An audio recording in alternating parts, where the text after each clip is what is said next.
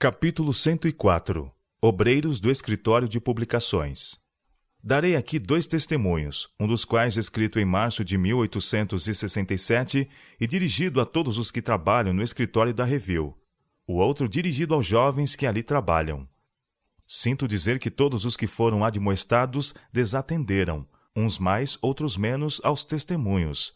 Agora devo revelar que eles adotaram uma conduta contrária àquela apontada nas mensagens. Eis a primeira. Enquanto em Rochester, Nova York, no dia 25 de dezembro de 1865, foram-me mostradas coisas referentes àqueles que trabalham no escritório de publicações, e também com respeito aos pastores a quem Deus chamou para trabalhar na pregação e no ensino. Nenhum deles deveria envolver-se em comércio e negócios. Eles foram chamados para uma sagrada e excelsa obra, e se lhes ia impossível trabalhar com justiça para a obra e ainda gerir seus negócios. Os que estão empenhados no trabalho do escritório não deveriam ter interesses separados. Quando dão ao trabalho a atenção e o cuidado que ela demanda, fazem tudo o que lhes está ao alcance, e não deveriam ser sobrecarregados. Se o comerciar, que não tem qualquer ligação com a obra de Deus, lhes absorve a mente e o tempo, o trabalho não pode ser feito de maneira integral e esmerada. Na melhor das hipóteses, aqueles que lá trabalham não possuem energia física e mental para despender. Todos estão, em maior ou menor grau, debilitados.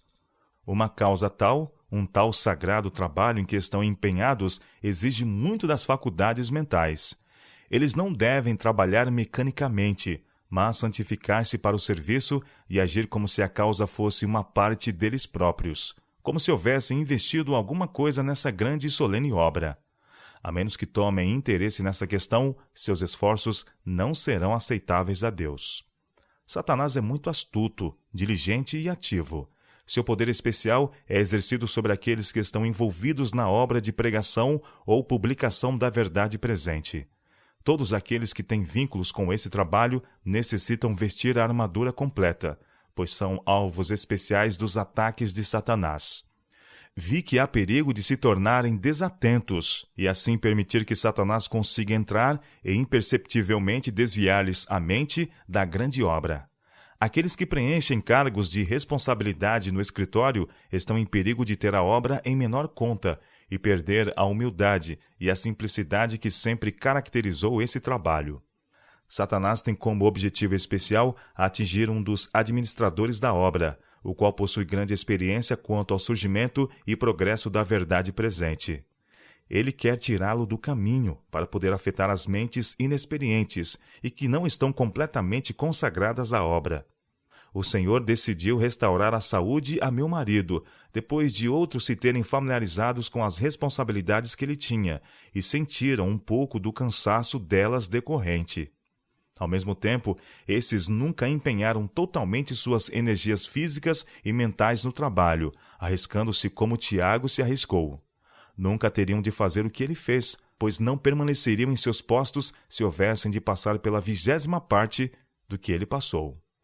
Satanás pretende insinuar-se nesse escritório, e a menos que haja esforço unido e total vigilância, ele alcançará seu objetivo.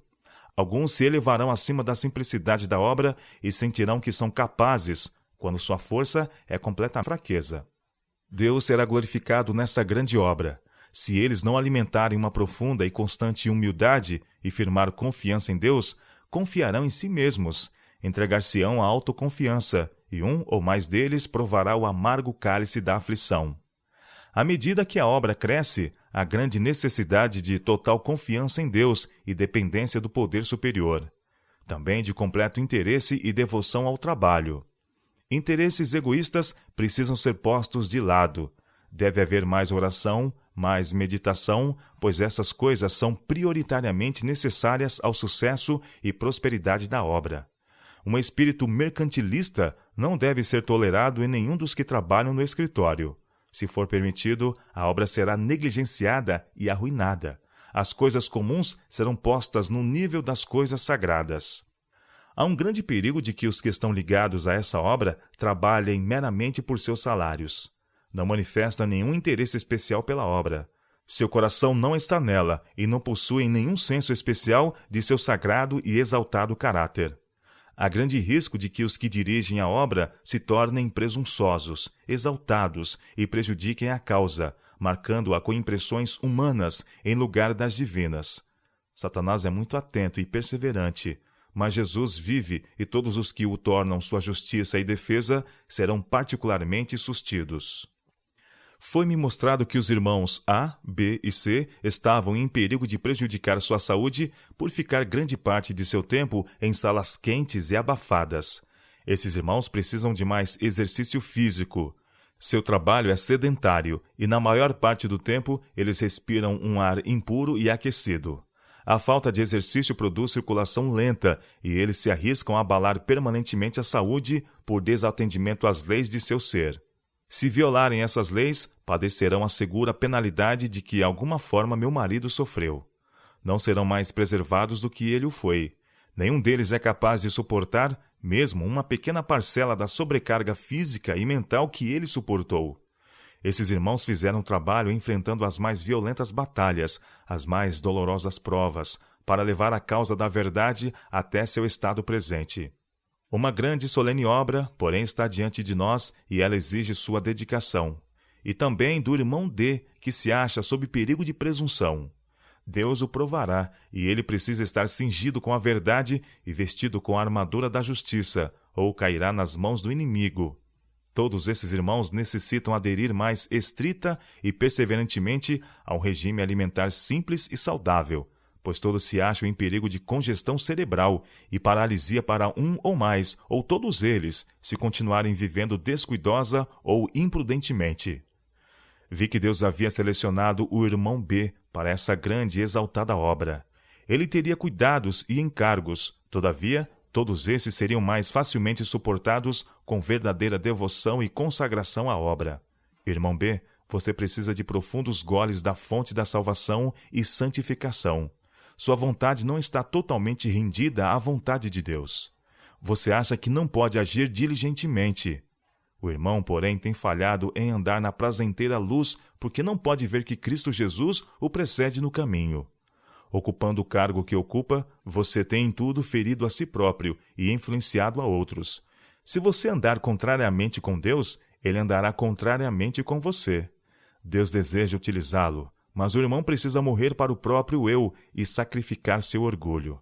É desígnio do Senhor usá-lo em sua causa se o irmão atender à sua providência, santificar-se e purificar-se de toda a imundícia da carne e do espírito, aperfeiçoando a santificação no temor de Deus. O que segue é o segundo testemunho, escrito em maio de 1867 e endereçado aos jovens que trabalham no escritório. Caros amigos jovens que estão empregados no escritório de publicações de Battle Creek, estou muito preocupada com vocês.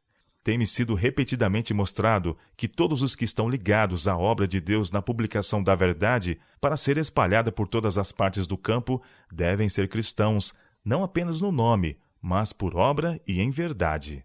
Seu objetivo não deve ser meramente trabalhar por salários, mas todos empenhados nessa grande e solene obra devem sentir que seu interesse está no trabalho e que o mesmo é uma parte deles. Suas motivações e influência, ao ligar-se com a grande e solene obra, precisam suportar o teste do juízo. A ninguém deveria ser permitido trabalhar no escritório de publicações caso seja egoísta e orgulhoso. Foi-me mostrado que leviandades, tolices, gracejos e risos não deveriam ser permitidos entre os obreiros do escritório. Os que se empenham na solene obra de preparar a verdade para ir para cada parte do campo devem compreender que seu comportamento tem influência. Se são descuidosos, gracejadores, contadores de piadas e folgazões, enquanto leem e preparam as solenes verdades para publicação, revelam que seu coração não está no trabalho nem santificado pela verdade. Não discernem as coisas sagradas, mas lidam com a verdade que prova o caráter, verdade que é de origem celestial como narrativa comum, uma história que simplesmente é lida e logo esquecida. Enquanto em Rochester, vi que tínhamos tudo a temer com relação ao escritório do ponto de vista da saúde, e que ninguém a ele ligado compreendia a necessidade de uma ventilação adequada. Suas salas eram superaquecidas, e o ambiente envenenado por impurezas resultantes de exalações pulmonares e outras causas. É impossível que a mente deles tenha saudável condição para ser corretamente impressionada pelas puras e santas verdades com as quais tem de lidar, a menos que deem o devido valor ao puro vitalizante ar do céu.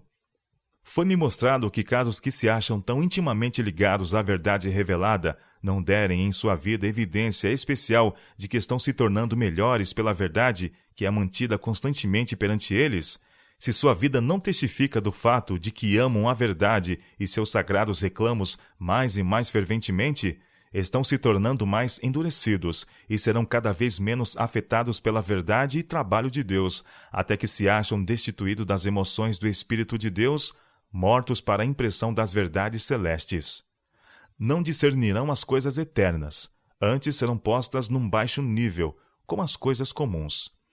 Vi que esse era o caso de alguns que estão trabalhando no escritório de publicações, e todos, em maior ou menor grau, têm sido remissos a esse respeito.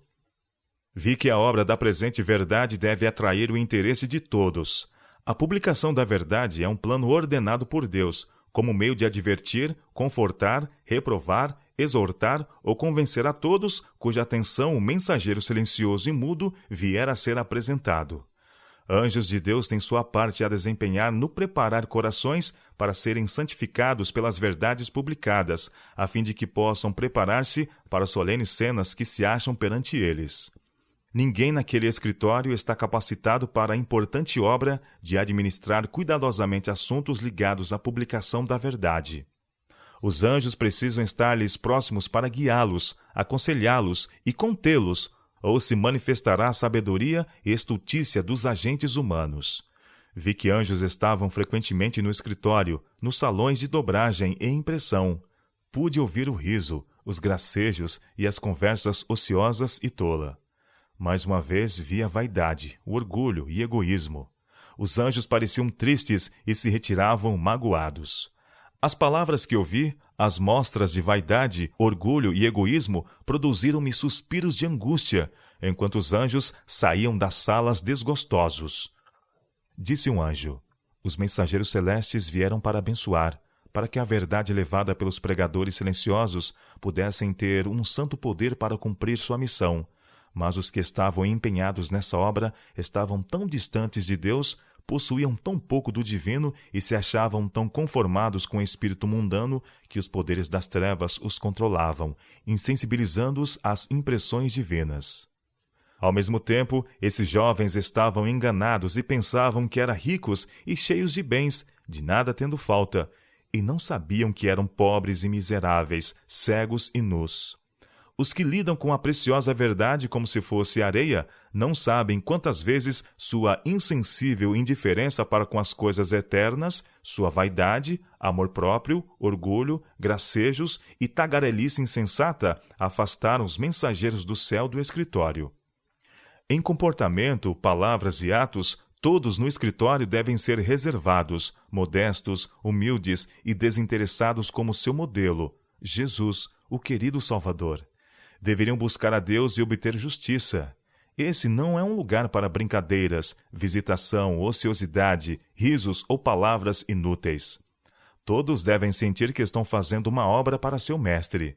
As verdades que leem e preparam para enviar ao povo são convites de misericórdia, reprovação, ameaças, advertências ou animação. Elas estão cumprindo seu papel como um cheiro de vida para a vida ou de morte para a morte. Se forem rejeitadas, o juízo decidirá o assunto. A oração de todos ali deve ser: ó Deus, torna essas verdades que são de vital importância claras à compreensão das mentes mais humildes. Que os anjos acompanhem esses pregadores silenciosos e abençoe sua influência para que as pessoas sejam salvas por esse humilde instrumento.